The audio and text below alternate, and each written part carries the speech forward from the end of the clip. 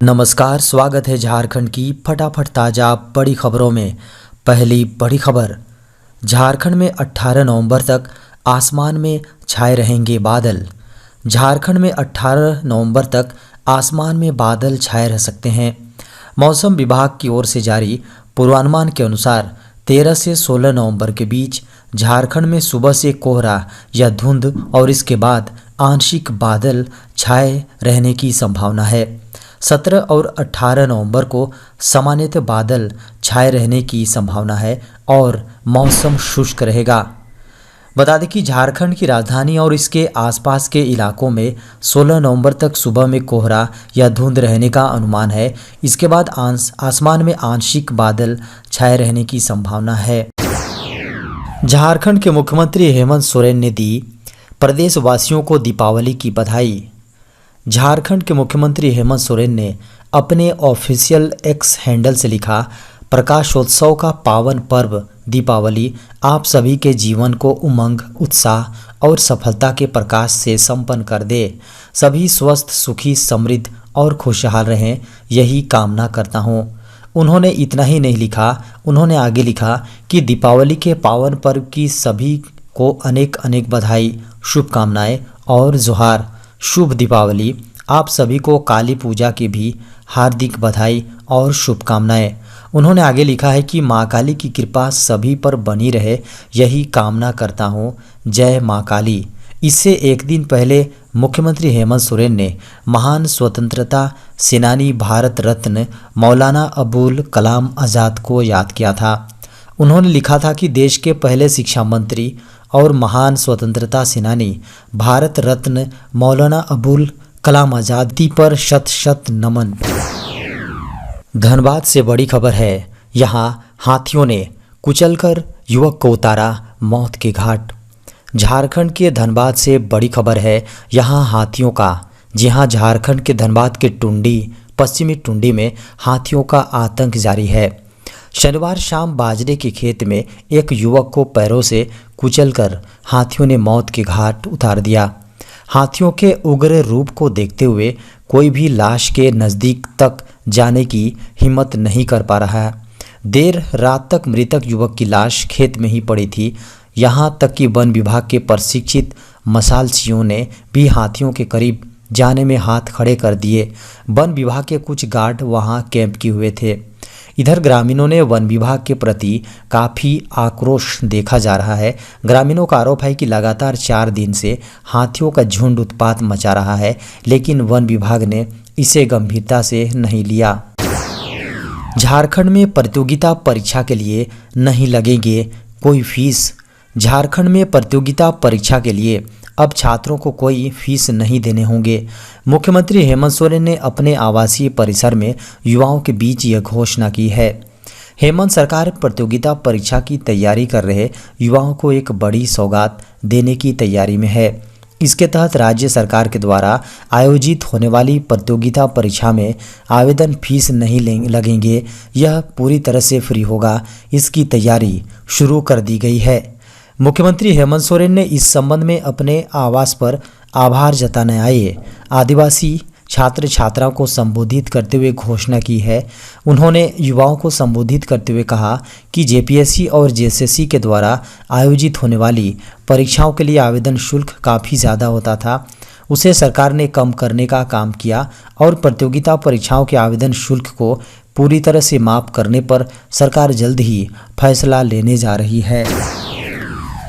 बड़ी खबर है, सरकार ने किए 11.5 करोड़ पैन कार्ड बैन। केंद्र सरकार ने देश भर में 11.50 करोड़ पैन कार्डों को डीएक्टिवेट कर दिया है, क्योंकि वो आधार कार्ड से तय समय सीमा तक लिंक नहीं हुए थे। उन 11.50 करोड़ में अगर आपका पैन कार्ड भी डीएक्टिवेट हो गया है तो घबराएं नहीं, उसको आप आसानी से एक्टिवेट कर सकते हैं। हालांकि इसके लिए आपको जुर्माना भरना होगा। सीबीडीटी यानी सेंट्रल बोर्ड ऑफ डायरेक्टर ने इस बात की जानकारी दी है कि 30 जून 2023 को पैन आधार कार्ड को लिंक करने की अंतिम तिथि थी, जिसे निकलने के बाद देश भर के 11.50 करोड़ पैन कार्ड को डीएक्टिवेट कर दिया है। बता दें कि इस समय भारत में लगभग 70 करोड़ पैन कार्ड यूजर्स हैं, जिसमें से 57 करोड़ लोगों ने अपने पैन कार्ड को आधार से लिंक कर लिया है। लेकिन अभी भी 12 करोड़ लोग ऐसे हैं जो ये प्रक्रिया पूरा नहीं कर पाए हैं। उन 12 करोड़ में से 11.5 करोड़ पैन कार्ड को सरकार की ओर से डीएक्टिवेट कर दिया है। अगर आपका भी पैन कार्ड डीएक्टिवेट हो गया है और आप उसे रीएक्टिवेट करना चाहते हैं तो 1000 रुपये का जुर्माना आपको भरना होगा, तभी जाकर रीएक्टिवेट आपका कार्ड हो पाएगा। वहीं नया पैन कार्ड बनवाने के लिए सिर्फ आपको 91 रुपये देने होंगे, यानी 10 गुने से ज़्यादा जुर्माना सरकार ले रही है। व्हाट्सएप यूजर्स की बढ़ेगी मुश्किलें, ऐप चलाने के लिए देने पड़ सकते हैं पैसे। व्हाट्सएप ने साफ कर दिया है कि वह लंबे समय तक मुफ्त सेवा नहीं दे सकता। व्हाट्सएप के अनुसार उसे पैसे कमाने का जरिया ढूंढना होगा। इसके लिए व्हाट्सएप विज्ञापन दिखाने का काम कर सकता है। साफ है कि कंपनी फिलहाल सब्सक्रिप्शन का बोझ नहीं डाले जा रही है, लेकिन अगर आप व्हाट्सएप इस्तेमाल करना चाहते हैं तो आपको विज्ञापन देखना होगा। हालांकि ये विज्ञापन आपकी चैट के अंदर दिखाई नहीं देंगे। बता दें कि फ़िलहाल तो आपके लिए चिंता की कोई बात नहीं है, लेकिन इतना तय है कि आने वाले दिनों में व्हाट्सएप की ओर से सब्सक्रिप्शन ऑफ़र पेश किया जा सकता है। यह ऑफ़र ख़ासतौर पर उन यूजर्स के लिए होगा जो बिना ऐड के व्हाट्सएप इस्तेमाल करना पसंद करते हैं। वैसे भारत में विज्ञापन सेवा कब शुरू होगी, इस बारे में कोई जानकारी नहीं है, लेकिन इसकी शुरुआत अमेरिका और कनाडा में हो सकती है। व्हाट्सएप हेड कैथकार्ड ने साफ कर दिया है कि ऐप में व्हाट्सएप की ओर से विज्ञापन दिखाए जाएंगे, लेकिन उन्होंने कहा कि मुख्य इनबॉक्स चैट में विज्ञापन नहीं दिखाए जाएंगे। रिपोर्ट के अनुसार विज्ञापन ऐप के 2 सेक्शन में दिखाया जाएगा, लेकिन इन दोनों सेक्शन में से कौन सा होगा इसकी जानकारी फिलहाल नहीं है। इससे पहले सितंबर में कैथ ने व्हाट्सएप पर विज्ञापन दिखाए जाने की खबरों को खारिज कर दिया था। वर्ल्ड में 42 सेकेंड में एक बच्चे की निमोनिया से होती है मौत। दुनिया भर में हर 42 सेकेंड में एक बच्चे की निमोनिया से मौत हो जाती है। निमोनिया किसी भी अन्य संक्रामक बीमारी की तुलना में अधिक बच्चों की जान लेता है। वैश्विक आंकड़ों के अनुसार हर साल 5 साल से कम उम्र के 7 लाख से अधिक बच्चों की जान ले लेता है, यानी हर दिन लगभग 2000 बच्चों की जान निमोनिया के कारण चली जाती हैं। इसमें 2 लाख से अधिक नवजात शिशु शामिल हैं। इनमें से लगभग सभी मौतें रोकी जा सकती हैं। इस गंभीर स्वास्थ्य समस्या के बारे में जागरूकता पैदा करने के लिए हर साल 12 नवंबर को विश्व निमोनिया दिवस मनाया जाता है। विश्व स्तर पर प्रति 1 लाख बच्चों पर निमोनिया के 1400 से अधिक मामले या हर साल प्रति 71 बच्चों पर एक मामला होता है, जिसमें सबसे अधिक पीड़ित बच्चे दक्षिण एशिया और पश्चिम और मध्य अफ्रीका में होती है। वैश्विक निमोनिया के बोझ का 23% हिस्सा भारत का है। वहीं मामले में मृत्यु दर 14 से 30% तक है। 2020 के दौरान देश में पंजीकृत प्रमाणित मौतों की संख्या 81,15,882 थी। देश में कुल मौतों में से 42% से अधिक मौतों का कारण 3 बीमारी हृदय रोग, निमोनिया और अस्थमा शामिल हैं। पीएम मोदी ने भारत चीन सीमा के पास सुदूर हिमाचल में सैनिकों के साथ मनाई दीपावली। प्रधानमंत्री नरेंद्र मोदी ने रविवार को भारत चीन सीमा के करीब हिमाचल प्रदेश के सुदूरवर्ती और रणनीतिक क्षेत्र लेप्चा में सैनिकों के साथ दिवाली मनाई। पीएम मोदी ने एक्स पर जवानों के साथ अपनी तस्वीरें साझा करते हुए लिखा, हमने बहादुर सुरक्षा बलों के साथ दिवाली मनाने के लिए हिमाचल प्रदेश के लेप्चा पहुँचे। जैतूनी हरे रंग की पोशाक पहने प्रधानमंत्री ने सैनिकों से बातचीत की।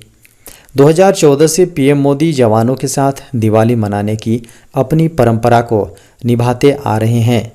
उन्होंने आखिरी बार 30 अक्टूबर 2016 को हिमाचल प्रदेश में जवानों के साथ दिवाली मनाई थी। लेप्चा झरना लाहौल स्पीति जिले में है, जो 13,835 वर्ग किलोमीटर में फैला हुआ है।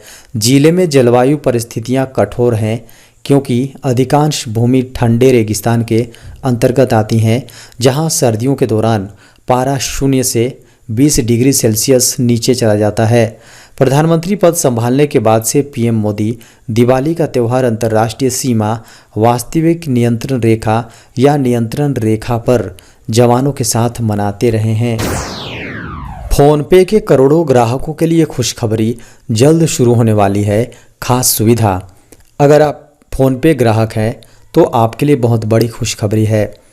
दरअसल फोनपे जल्द ही एक खास सुविधा अपने ग्राहकों के लिए शुरू करने जा रहा है, जिसके बाद से पेटीएम को टक्कर मिलनी तय मानी जा रही है। दरअसल फोनपे अगले साल यानी 2024 से अपना पेमेंट बैंक शुरू कर सकता है। यानी जो ग्राहक अभी फोनपे पर यूपीआई की सर्विस ले रहे हैं, अब उन्हें सेविंग अकाउंट जैसे बेहतरीन फीचर्स भी इस ऐप पर दिखाई देंगे। वहीं दूसरी ओर इससे पेटीएम पेमेंट्स बैंक को खुली चुनौती मिलना तय है। फाइनेंशियल ईयर 2022-23 की रिपोर्ट के अनुसार 82 मिलियन ट्रांजैक्शन पेटीएम पर हुए थे। वहीं 90 लाख मर्चेंट इस ऐप के साथ जुड़े हुए हैं। इसके अलावा पेटीएम पेमेंट बैंक की बात करें तो लगभग 2.5 करोड़ ग्राहक इसका इस्तेमाल कर रहे हैं। यानी एक अच्छा खासा पेटीएम ने अपना मार्केट पेमेंट बैंक की कैटेगरी में बना लिया है।